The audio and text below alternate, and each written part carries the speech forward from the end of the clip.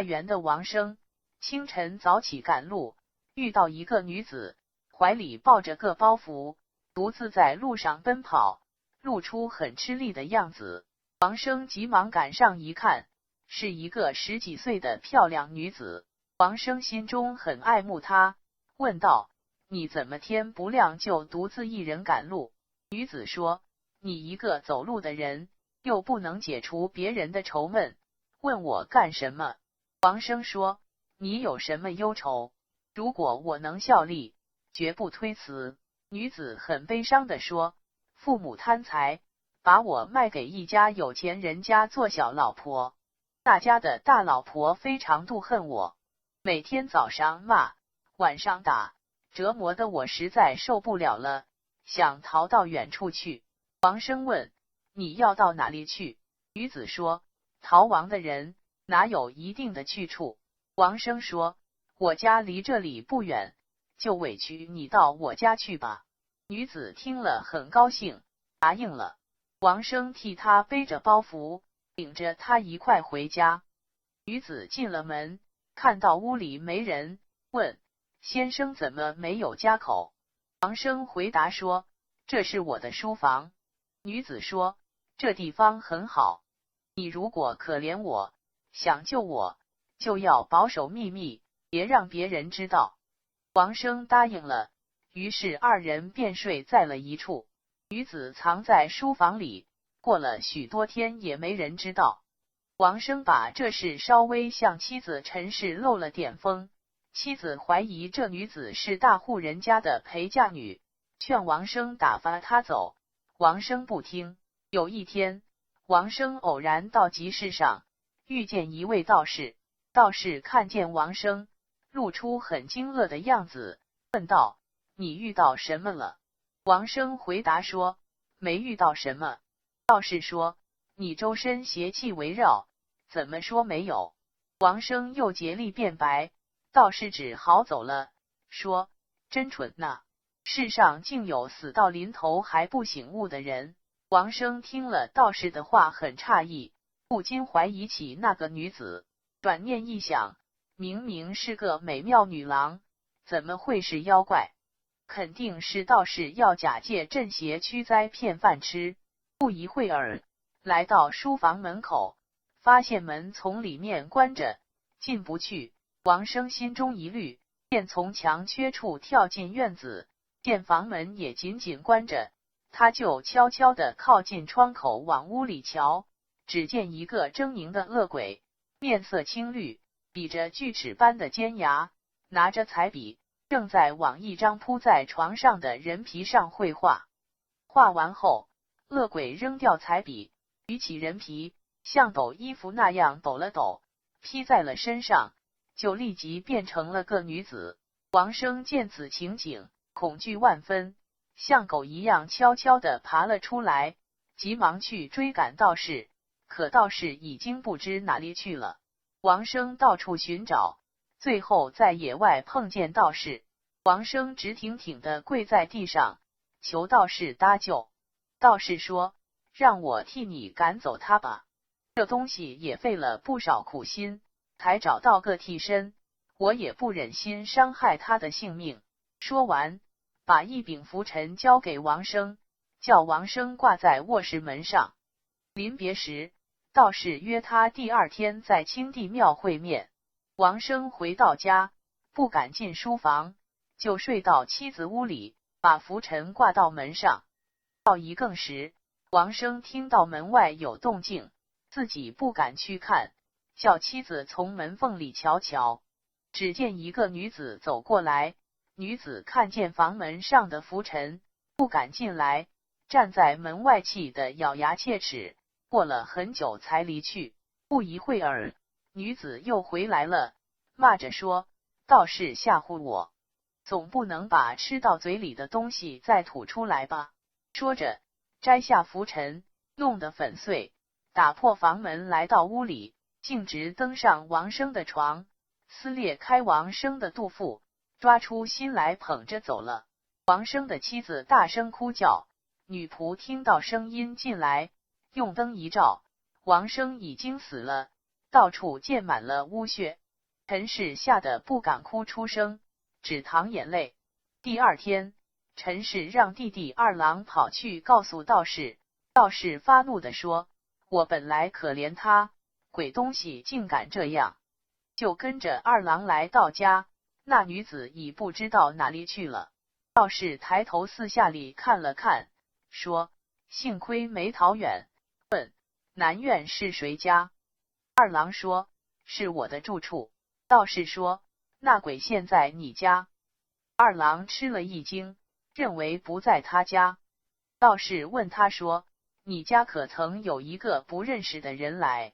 二郎回答说：“我一早就到清帝庙去了，实在不知道。等我回家问问。”去了不多时又返回来，说：“果然有这事。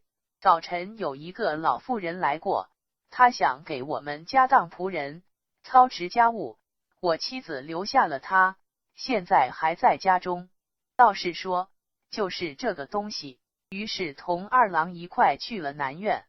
进了院子，道士手握一把木剑，站在院当中，大喝道：“孽障，赔我的拂尘来！”那老妇人在屋里吓得惊慌失措，面无血色，窜出门想逃。道士追赶上，一剑砍去，老妇人倒在地上，身上的人皮划的一声脱落下来，变成了一个恶鬼，躺在那里像猪一样嚎叫着。道士用木剑砍下恶鬼的头，鬼的身子化成一股浓烟，在地上悬成一堆。道士取出一个葫芦，拔下塞子，放在烟中，只听嗖嗖的像吸气一样，眨眼间浓烟便都被吸进葫芦里去了。道士把葫芦口塞严，装进口袋里。大家看那张人皮，眉眼手脚一样不缺。道士卷起人皮，发出像卷画轴一样的声音，也装在口袋里，便告辞要走。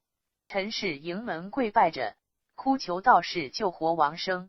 道士推辞无能为力，陈氏更悲伤了，趴在地上不起来。道士沉思了一会，说：“我法术浅薄，确实不能起死回生。我只给你一人，他或许能救活你丈夫，你去求他，肯定会有办法。”陈氏问：“是什么人？”道士说：“集市上有个疯子，时常躺在粪堆里，你去求他试试，他若侮辱你，你也不要生气。”二郎也听说过这个疯子，于是告别了道士，同陈氏一块去了。到了集市上，见一个疯乞丐在路上颠颠倒倒地唱着歌，拖着3尺长的鼻涕，当得让人不敢靠近。陈氏跪着爬到他跟前，疯子笑着说：“美人喜欢我吗？”陈氏讲了缘故，疯子又大笑着说：“人人都可以做丈夫，何必非得救活他？”陈氏苦苦哀求，疯子叫道：“怪哉！人死了，求我救活他，我是阎王爷吗？”生气的用木棒打陈氏。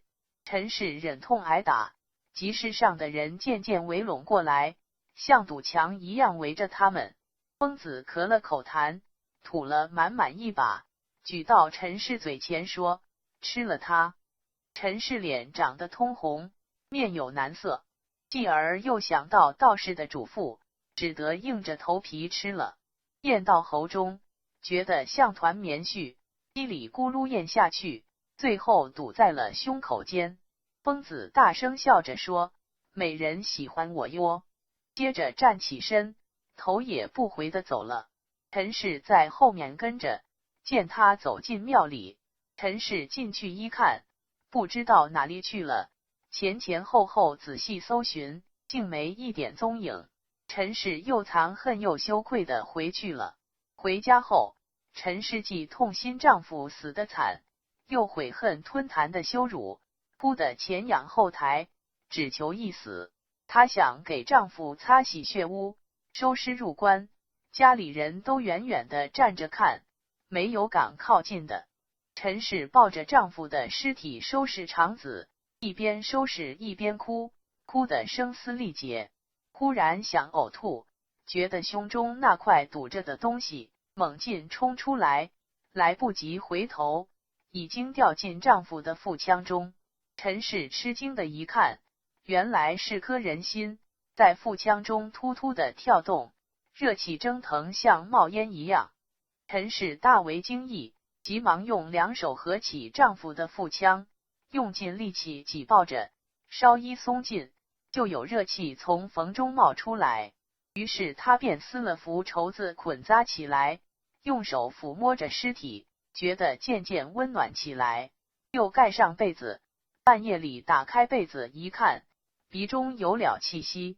天亮后，王生竟然活了，自己说恍恍惚惚的像做了场梦，只觉得肚子隐隐约约有点痛。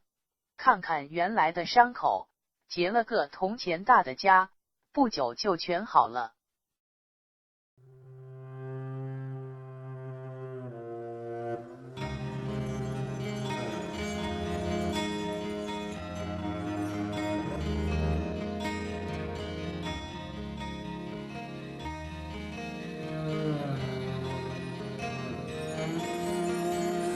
檀红轻描，云鬟半绕，菱花铜镜勾眉梢，淡淡罗衫，莲步轻移，烟花三月里，小路边倦立，那风轻雨细，凉雾依稀，谁青竹伞下旧布衣，他眼波含情，他腼腆不语，竹伞轻举，为他遮风雨湿了青衣。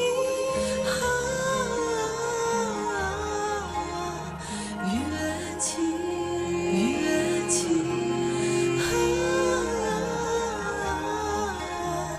缘情，缘情。他的书斋，淡墨飘香的空气，捧在手里那一杯清茶的暖意，一念之间掠过千年的孤寂，忽然不愿脱下那张画皮。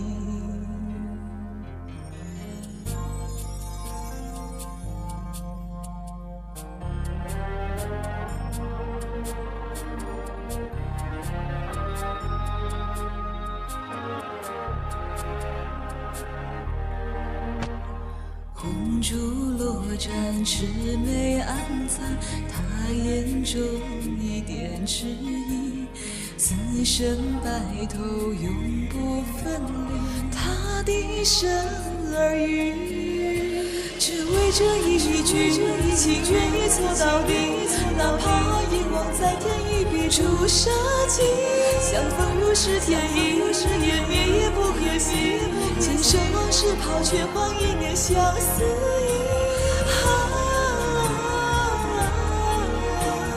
为你，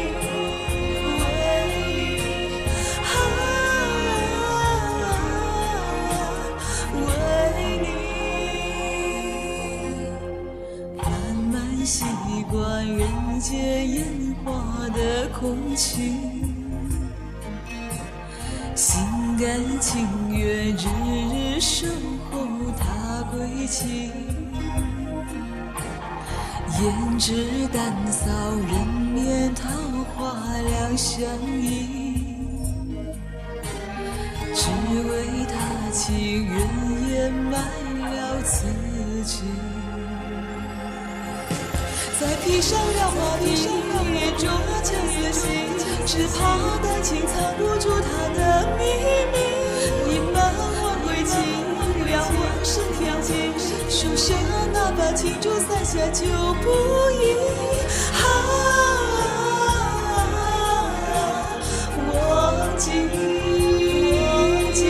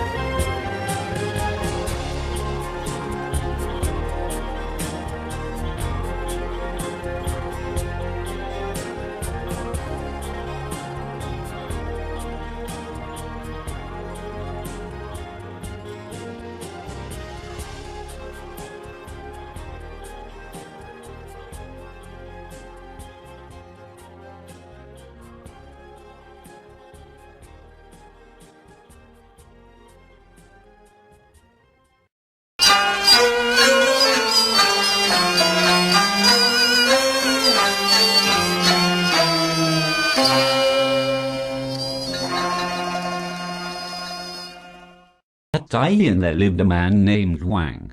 One morning he was out walking when he met a young lady carrying a bundle and hurrying along by herself.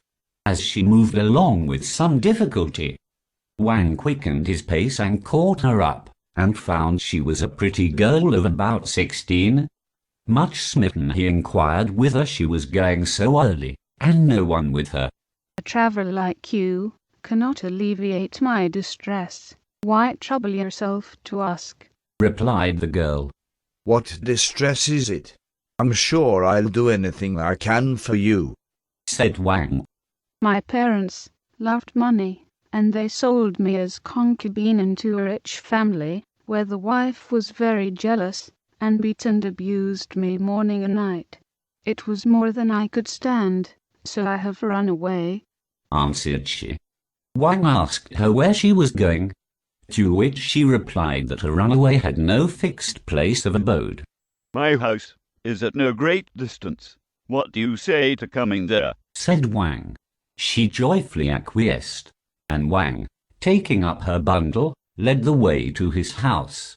Finding no one there, she asked Wang where his family were, to which he replied that that was only the library. "And a very nice place too, but if you're kind enough to wish to save my life, you mustn't let it be known that I'm here," said she. Wang promised he would not divulge the secret, and so she remained there for some days without anyone knowing anything about it.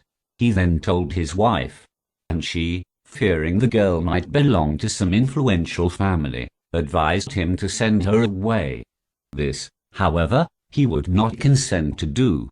When one day, going into the town, he met a Taoist priest, who looked at him in astonishment, and asked him what he had met. "I have met nothing," replied Wang. "Why, you are bewitched. What do you mean by not having met anything?"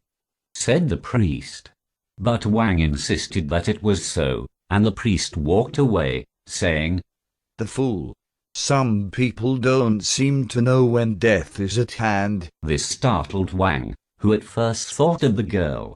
But then he reflected that a pretty young thing as she was couldn't well be a witch, and began to suspect that the priest merely wanted to do a stroke of business. When he returned, the library door was shut, and he couldn't get in, which made him suspect that something was wrong. And so he climbed over the wall, where he found the door of the inner room shut too. Softly creeping up, he looked through the window and saw a hideous devil, with a green face and jagged teeth like a saw, spreading a human skin upon the bed and painting it with a paintbrush. The devil then threw aside the brush, and giving the skin a shake out, just as you would a coat, threw it over its shoulders, when, lo, it was the girl. Terrified at this, Wang hurried away with his head down in search of the priest who had gone he knew not whither, subsequently finding him in the fields, where he threw himself on his knees and begged the priest to save him. "As to driving her away, the creature must be in great distress to be seeking a substitute for herself. Besides, I could hardly endure to injure a living thing," said the priest. However, he gave Wang a fly brush, and bade him hang it at the door of the bedroom, agreeing to meet again at the Qingti temple. Wang went home, but did not dare enter the library. So he hung up the brush at the bedroom door, and before long heard a sound of footsteps outside.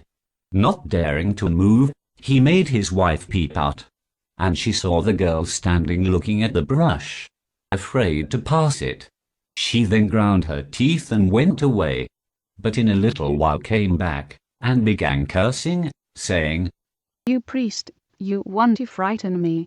Do you think I'm going to give up what is already in my grasp?" Thereupon, she tore the brush to pieces, and bursting open the door, walked straight up to the bed, where she ripped open Wang and tore out his heart, with which she went away. Wang's wife screamed out, and the servant came in with a light. But Wang was already dead and presented a most miserable spectacle. His wife, who was in an agony of fright, hardly dared cry for fear of making a noise, and next day she sent Wang's brother to see the priest. The latter got into a great rage, and cried out, "Was it for this that I had compassion on you, devil that you are?" proceeding at once with Wang's brother to the house, from which the girl had disappeared without anyone knowing whither she had gone. But the priest, raising his head, looked all round, and said, "Luckily she's not far off." He then asked who lived in the apartments on the south side, to which Wang's brother replied that he did, whereupon the priest declared that there she would be found. Wang's brother was horribly frightened and said he did not think so. And then the priest asked him if any stranger had been to the house. To this he answered that he had been out to the Ching temple and couldn't possibly say. But he went off to inquire, and in a little while came back and reported that an old woman had sought service with them as a maid of all work, and had been engaged by his wife. "That is she," said the priest, as Wang's brother added she was still there, and they all set out to go to the house together. Then the priest took his wooden sword, and standing in the middle of the courtyard, shouted out, "Base-born fiend, give me back my fly-brush." Meanwhile the new maid of all work was in a great state of alarm, and tried to get away by the door. But the priest struck her, and down she fell flat, the human skin dropped off, and she became a hideous devil. There she lay grunting like a pig, until the priest grasped his wooden sword and struck off her head. She then became a dense column of smoke curling up from the ground, when the priest took an uncorked gourd and threw it right into the midst of the smoke. A sucking noise was heard, and the whole column was drawn into the gourd, after which the priest corked it up closely and put it in his pouch. The skin, too, which was complete even to the eyebrows, eyes, hands, and feet, he also rolled up as if it had been a scroll, and was on the point of leaving with it, when Wang's wife stopped him, and with tears entreated him to bring her husband to life. The priest said he was unable to do that, but Wang's wife flung herself at his feet, and with loud lamentations implored his assistance. For some time he remained immersed in thought, and then replied, "My power is not equal to what you ask. I myself cannot raise the dead, but I will direct you to someone who can, and if you apply to him properly you will succeed." Wang's wife asked the priest who it was, to which he replied, "There is a maniac in the town who passes his time grovelling in the dirt. Go, prostrate yourself before him, and beg him to help you. If he insults you, show no sign of anger." Wang's brother knew the man to whom he alluded, and accordingly bade the priest adieu, and proceeded thither with his sister-in-law. They found the destitute creature raving away by the roadside, so filthy that it was all they could do to go near him. Wang's wife approached him on her knees, at which the maniac leered at her, and cried out, "You love me, my Betty." Wang's wife told him what she had come for, but he only laughed and said, "You can get plenty of other husbands. Why raise the dead one to life?" But Wang's wife entreated him to help her, whereupon he observed, "It is very strange. People apply to me to raise their dead, as if I was king of the infernal regions." He then gave Wang's wife a thrashing with his staff, which she bore without a murmur, and before a gradually increasing crowd of spectators. After this he produced a loathsome pill which he told her she must swallow, but here she broke down and was quite unable to do so. However, she did manage it at last, and then the maniac, crying out, "How you do love me," got up and went away without taking any more notice of her. They followed him into a temple with loud supplications, but he had disappeared, and every effort to find him was unsuccessful. Overcome with rage and shame, Wang's wife went home, where she mourned bitterly over her dead husband, grievously repenting the steps she had taken, and wishing only to die. She then bethought herself of preparing the corpse, near which none of the servants would venture, and set to work to close up the frightful wound of which he died. While thus employed, interrupted from time to time by her sobs, she felt a rising lump in her throat, which by and by came out with a pop and fell straight into the dead man's wound. Looking closely at it, she saw it was a human heart, and then it began as it were to throb, emitting a warm vapor like smoke. Much excited, she at once closed the flesh over it, and held the sides of the wound together with all her might. Very soon, however, she got tired, and finding the vapor escaping from the crevices, she tore up a piece of silk and bound it round, at the same time bringing back circulation by rubbing the body and covering it up with clothes. In the night, she removed the coverings, and found that breath was coming from the nose, and by next morning her husband was alive again, though disturbed in mind as if awaking from a dream and feeling a pain in his heart. Where he had been wounded, there was a cicatrix about as big as a cash, which soon after disappeared.